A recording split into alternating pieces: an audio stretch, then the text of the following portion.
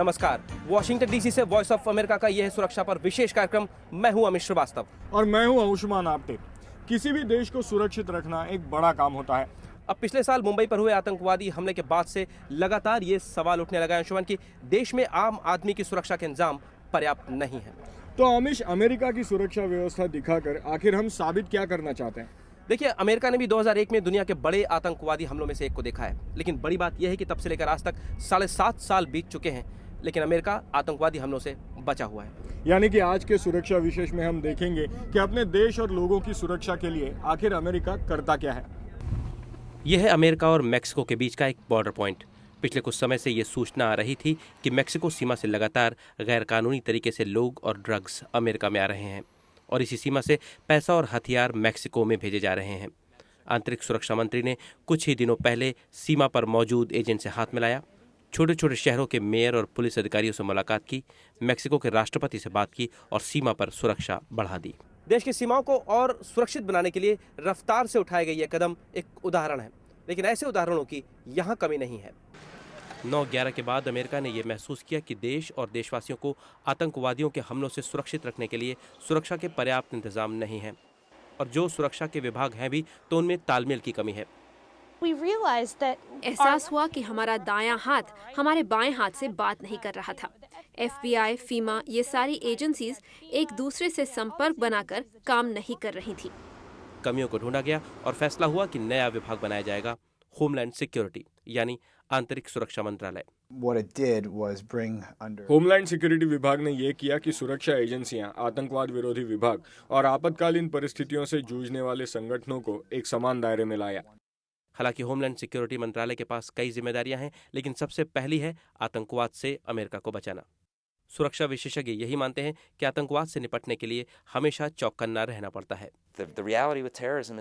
आतंक या भय फैलाना यही आतंकवाद का मुख्य उद्देश्य है। आतंकवाद कहां, कैसे और किसके जरिए प्रहार करेगा ये कहा नहीं जा सकता। तो आतंकवाद से भय की भावना हटाई जानी चाहिए और ये देखा जाना चाहिए कि इसका मुकाबला हम कैसे करें। अमेरिका में जबरदस्त सुरक्षा व्यवस्था की नींव है खुफिया जानकारी, यानी छोटी से छोटी सूचना का भी सही वक्त सही जगह पहुंचना। और खुफिया जानकारी की शुरुआत होती है शहरों के फ्यूजन सेंटर से।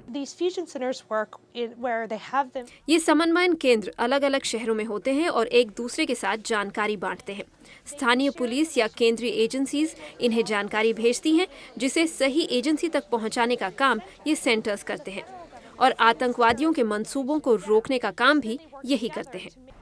यानी नीचे से लेकर ऊपर तक सभी विभाग अपनी अपनी सूचनाएं आपस में बांटते हैं और फिर उनके आधार पर सुरक्षा की तैयारी शुरू करते हैं। किसी घटना का सबसे पहला सामना करने वाले यानी फर्स्ट रिस्पॉन्डर्स पर भी खास ध्यान दिया जाता है। वो पहले लोग जो किसी भी घटना का मौके पर जवाब देते हैं और सबसे अंत में जो घटना स्थल को छोड़ते हैं। हमने उन पर अरबों डॉलर्स खर्च किए हैं ताकि उन्हें हथियार, प्रशिक्षण और साधन दिए जा सके। लेकिन सुरक्षा एजेंसियां ये जानती हैं कि देश सुरक्षित रखने की जिम्मेदारी आम आदमी की भी है।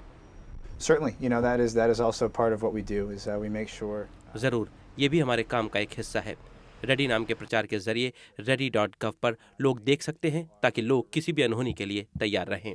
सुरक्षा के इंतजाम अब पुख्ता है, लेकिन ये भी पता है कि सबसे जरूरी ये है कि हर आदमी अपना काम मुस्तैदी से करे। यही जरूरी है कि सुरक्षा कर्मी, दमकल कर्मचारी सभी अपनी जिम्मेदारियां चुस्ती और सही तरीके से निभाएं। अमेरिका को आतंकवादियों से बचाने के लिए यही सबसे अच्छा तरीका है। यानी देश को सुरक्षित रखने के लिए सरकार और जनता मिलजुल कर बहुत कुछ कर सकते हैं। मुंबई अगर भारत की आर्थिक राजधानी है तो न्यूयॉर्क अमेरिका की। 9/11 के हमलों के बाद सुरक्षा की दृष्टि से न्यूयॉर्क हमेशा हाई अलर्ट जोन में रहता है। और अंशुमान, ये बात बहुत कम लोगों को मालूम होगी कि मुंबई हमलों के तुरंत बाद न्यूयॉर्क पुलिस डिपार्टमेंट ने अपनी एक इन्वेस्टिगेटिव टीम मुंबई रवाना की। वहां पर उन्होंने आतंकवादियों के हमलों के तरीकों को समझा, लौटकर न्यूयॉर्क आए और अपनी टीम में उससे बचने के उपायों पर अभ्यास भी किया। सोनाली हमें बताएंगी कि कभी ना सोने वाले न्यूयॉर्क शहर की सुरक्षा किस तरह से की जाती है। ये है ग्राउंड जीरो। 9/11 के दिन वर्ल्ड ट्रेड सेंटर पर हमला हुआ और न्यूयॉर्क तो क्या, पूरी दुनिया इस हमले से हिल गई। उसके फौरन बाद न्यूयॉर्क शहर में बहुत कड़े इंतजाम हुए सुरक्षा के। जानते हैं आज न्यूयॉर्क शहर अपने आप को किस तरह से सुरक्षित रख रहा है। 11 सितंबर 2001 के हमलों ने न्यूयॉर्क शहर की तेज रफ्तार को एक झटके में रोकने की कोशिश की। हमलों का न्यूयॉर्क निवासी नौरीन डैनियल पर बड़ा असर हुआ। I could not think of going on a कुछ दिनों के लिए tall मैं building. किसी इमारत के I पास, did not खासकर want लंबी to इमारतों के पास go नहीं जा near a सकी। building. लेकिन शहर भर में सुरक्षा के इंतजाम देखकर डैनियल परिवार एक बार फिर आश्वस्त हुआ। When you go in the subway, when you go in the buses, बसों में, सबवे में हर जगह सुरक्षा के इंतजाम हैं। थैलों की जांच होती है, लोगों की पूछताछ होती है। जाहिर है ये सब लोगों के बीच सुरक्षा की भावना पैदा करने के प्रयास हैं। जानकार सावधान करते हैं कि कड़ी सुरक्षा के बावजूद न्यूयॉर्क शहर आज भी आतंकवादियों के निशाने पर है। न्यूयॉर्क जैसे शहर और खुले समाज वाली जगहें आतंकवादियों के निशाने पर रहती हैं। इन जगहों को पूरी तरह सुरक्षित रख पाना मुश्किल होता है, इसीलिए आतंकवादी भी यहाँ हमले करते हैं। न्यूयॉर्क पुलिस विभाग के विशेष आतंकवाद विरोधी दल पर न्यूयॉर्क को सुरक्षित रखने की जिम्मेदारी है। इस इकाई के पास अपने क्षेत्र के बाहर भी काम करने का अधिकार है, यानी देश के बाहर भी ये कार्यरत है, ठीक वैसे जैसे अमेरिका की केंद्रीय जांच एजेंसी FBI और खुफिया एजेंसी CIA। दल के लोग न्यूयॉर्क निवासियों के साथ लगातार संपर्क बनाए रखते हैं ताकि सुरक्षा के लिहाज से अहम जानकारी हासिल कर सकें। न्यूयॉर्क पुलिस विभाग की खुफिया जानकारी इकट्ठा करने की क्षमता पूरे देशों के बराबर है। कई पुलिस अफसर हैं। उधर न्यूयॉर्क का दमकल विभाग भी सुरक्षा के नजरिए से बेहतर काम कर रहा है। किसी भी घटना के फौरन बाद सबसे असरदार कार्रवाई के लिए तैयारी भी की है। उनके पास बेहतर उपकरण है, साथ ही जोखिम वाले वातावरण में काम करने की क्षमता रखते हैं। शहर के चप्पे चप्पे पर नजर रखने के लिए न्यूयॉर्क पुलिस विभाग के 35,000 से भी ज्यादा पुलिस कर्मी तैनात हैं। इसके अलावा हाई प्रोफाइल जगहों पर सिक्योरिटी कैमरास आंखों का काम करते हैं। टाइम्स स्क्वायर, संयुक्त राष्ट्र की building, Grand Central, Empire State और क्राइसलर बिल्डिंग के आसपास सुरक्षा का खास ध्यान रखा जाता है। जानकारों का कहना है कि 9/11 से पहले के मुकाबले आज न्यूयॉर्क शहर में सुरक्षा इंतजाम बेहतर जरूर हैं, लेकिन आतंकवादी हमलों को रोकने का काम लगातार जारी रहता है। न्यूयॉर्क पुलिस विभाग अलकायदा के हमलों, 11 सितंबर जैसे हमलों का मुकाबला करने के लिए तैयार है। इन हमलों की तैयारी में कई लोग और लाखों डॉलर्स इस्तेमाल किए जाते हैं। इनको रोकना एक तरह से आसान होता है क्योंकि इनकी कागजी जानकारी मिल सकती है, फिर खतरनाक सामग्री भी जुटानी होती है। मुंबई जैसे कम परिष्कृत हमलों को रोकना मुश्किल होता है। जानकारों के मुताबिक सबसे अहम बात यह है कि न्यूयॉर्क शहर के पास हमले की किसी भी स्थिति को संभालने की क्षमता है और डैनियल परिवार समेत न्यूयॉर्क निवासियों के लिए ये बात सबसे आश्वस्त करने वाली है।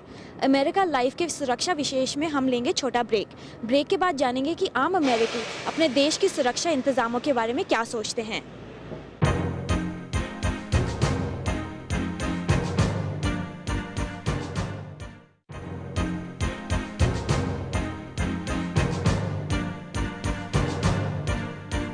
नमस्कार, अमेरिका लाइव के सुरक्षा विशेष में आपका एक बार फिर स्वागत है।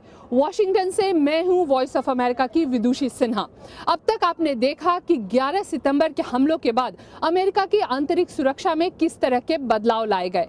अब आइए देखते हैं कि अमेरिका की आंतरिक सुरक्षा में आए बदलाव और सतर्कता स्तर बढ़ने से आम अमेरिकियों पर क्या फर्क पड़ा है।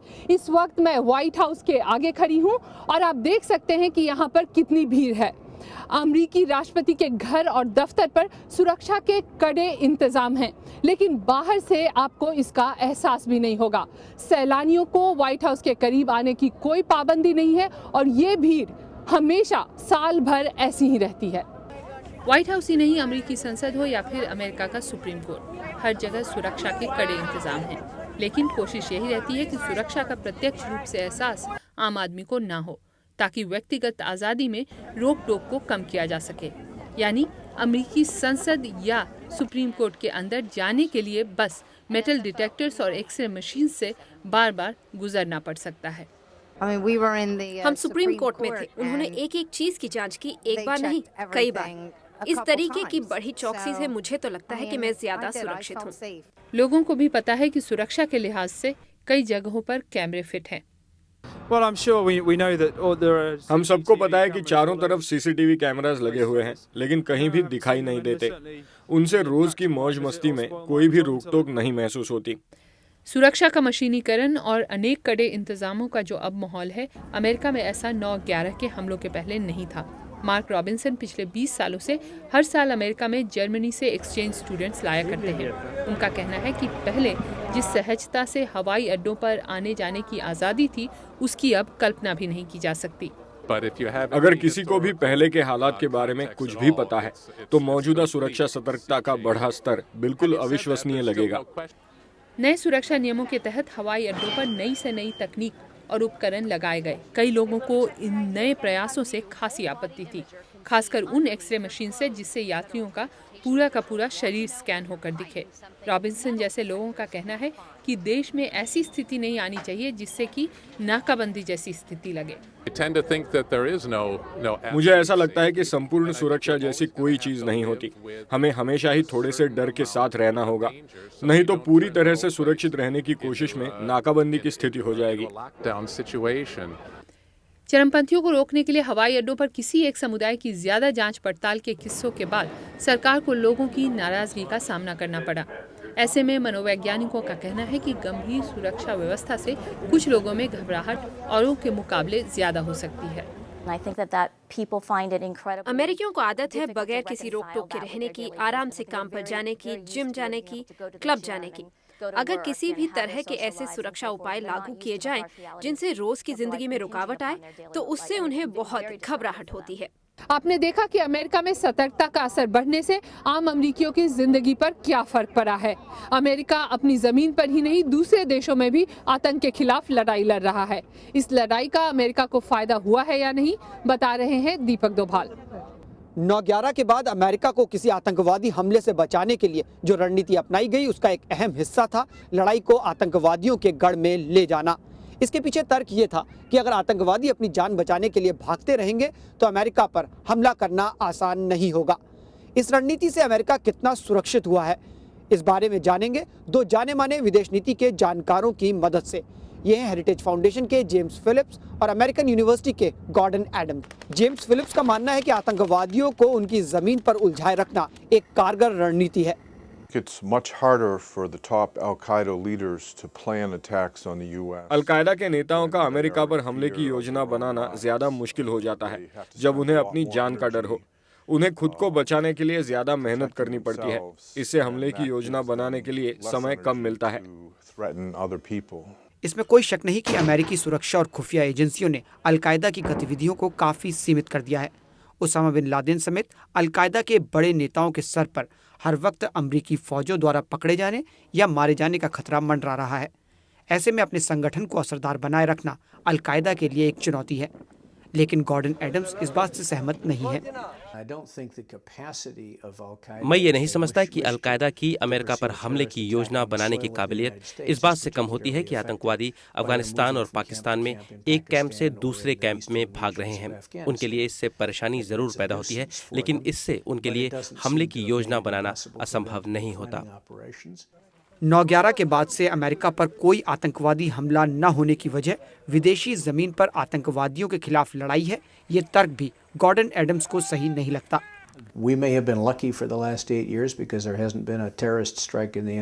पिछले 8 सालों में हम शायद खुशकिस्मत थे कि अमेरिका पर कोई आतंकवादी हमला नहीं हुआ। इससे कोई ये निष्कर्ष निकाल सकता है कि आतंकवादियों के पीछे जाने की रणनीति ने काम किया, लेकिन इसका मतलब यह है कि हमने अपनी चौकसी बढ़ाई है और आतंकवादियों को देश के अंदर या सीमाओं पर पकड़ा है। ये बिल्कुल साफ नहीं है कि पाकिस्तान और अफगानिस्तान में आतंकवादियों पर अमेरिकी हमले से हम सुरक्षित हो रहे हैं या नहीं। लेकिन जेम्स फिलिप्स का कहना है कि अमेरिका केवल अपनी सीमा पर ही आतंकवादियों का मुकाबला करे, ये रणनीति सफल नहीं हो सकती। I think that any approach that doesn't include going after the leadership of the terrorist groups ultimately is doomed to failure. मेरे हिसाब से कोई भी रणनीति जो आतंकवादी संगठनों के नेताओं को निशाना नहीं बनाती वो असफल होगी, क्योंकि अगर उन नेताओं को अकेला छोड़ दिया जाए तो वो बेकसूर लोगों को मारने की योजना बनाएंगे। आतंकवाद के खात्मे के लिए बहुस्तरीय रणनीति होनी चाहिए जिसमें सुरक्षा के साथ साथ आक्रामक कार्रवाई भी हो और जो लड़ाई को आतंकवादियों के पास ले जाए। अगर अमेरिका आतंकवादियों का अपनी सीमा पर आने का इंतजार करेगा तो ये हारने वाली रणनीति होगी, क्योंकि आतंकवादी आत्मघाती हैं। गॉर्डन एडम्स का कहना है कि पिछले 8 सालों में अमेरिका ने अपनी एक तरफा सैनिक कार्रवाई से न केवल दोस्त खोए बल्कि आतंकवादियों के खात्मे को भी मुश्किल करा। Bush doctrine was to say we will attempt to preempt. They called it Bush का ये सिद्धांत कि हम अमेरिका पर खतरे की थोड़ी भी संभावना को पहले ही खत्म कर देंगे, दुनिया में कहीं भी और जरूरत पड़ने पर अकेले ही, और हमने ऐसा किया। ये बात अमेरिका के लोगों को कितनी भी न्यायोचित लगे, लेकिन जिस देश में आतंकवादियों का पीछा किया जा रहा है वहाँ ये बात बिल्कुल तर्कसंगत नहीं है। पहले हमला करने की नीति इसी वजह से अलोकप्रिय हुई और इसका उल्टा असर हुआ।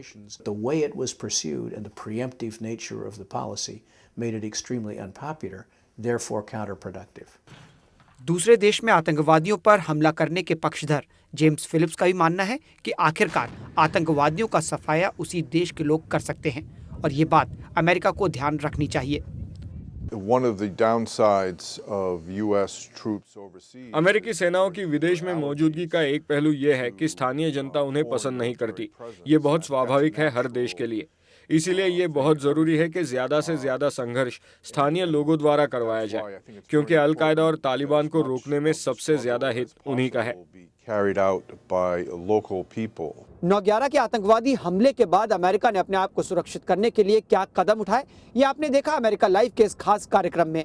हम आगे भी आपके लिए इसी तरीके के कार्यक्रम लेकर आते रहेंगे। नमस्कार।